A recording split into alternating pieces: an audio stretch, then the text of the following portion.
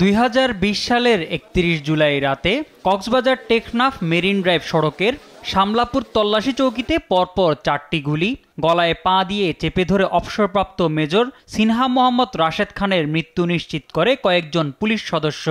এই ঘটনায় করা মামলার বিচার শেষে 2022 সালের 31 জানুয়ারি কক্সবাজার জেলা ও দায়রা জজ আদালত সাবেক ওসি প্রদীপ কুমার দাস ও এসআই লিয়াকতকে মৃত্যুদণ্ড, 6 জনকে যাবজ্জীবন কারাদণ্ড এবং 7 জনকে খালাস দিয়ে রায় দেন। ডেথ রেফারেন্স ও আপিল শুনানি শেষে সোমবার আলোচিত এ মামলার বিচারিক আদালতে সেই রায় বহাল রাখেন হাইকোর্ট। ভবিষ্যতের জন্য এই রায় স্মরণীয় ও শিক্ষণীয় হয়ে থাকবে বলে জানান রাষ্ট্রের প্রধান আইন কর্মকর্তা। আসামিরা সবাই আপিল দায়ের করেছিলেন, ফলে ডেথ রেফারেন্স, বাদীপক্ষের রিভিশন এবং আসামিদের আপিল একসাথে শুনানি শেষ করে মহামান্য হাইকোর্ট বিভাগ আজকে নিম্ন আদালতের বিচারিক আদালতে রায় বহাল রেখেছেন।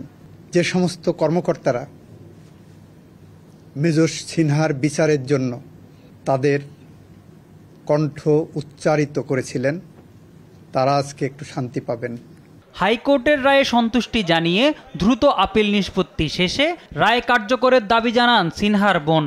সন্তুষ্ট সেদিনই হব, কারণ আমাদের তো আরো সামনে যেতে হবে, আরো কিছু পথ যেতে হবে, অ্যাপিলেট ডিভিশন আছে। সো ওই ফেজগুলো পার করার পরে যেই দিন রায়টা কার্যকর হবে, যদি একই রায় থাকে এবং রায়টা কার্যকর হয়, সেদিনে আমরা বলবো আসলে আমরা চূড়ান্তভাবে সন্তুষ্ট।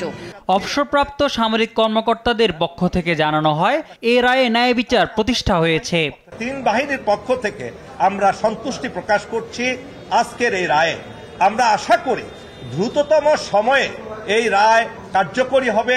এই মামলায় ওসি প্রদীপ, লিয়াকত সহ সব আসামি কারাগারে আছেন।